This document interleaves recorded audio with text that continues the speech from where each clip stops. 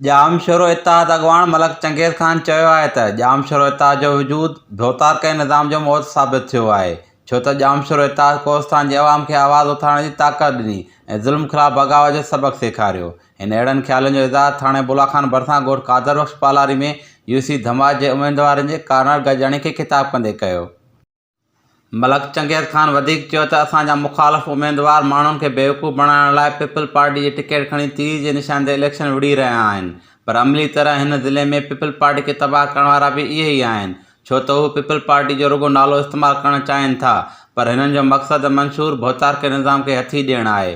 उन्हनि कॾहिं बि अवाम जे मफ़ाद जी ॻाल्हि नाहे कई, पर धमकियूं ॾियणु ऐं ठका कढाइण जी ॻाल्हि संदसि दिमाग़ ते सवार थी चुकी आहे।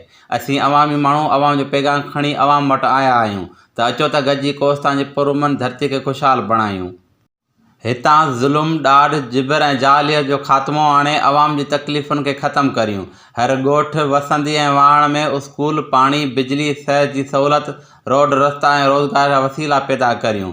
असां वटि को बि दड़को, दिलासो ऐं धमकी न, पर मोहबत जो पैगाम आहे, शऊर ऐं सुजाॻी जो प्रोग्राम आहे।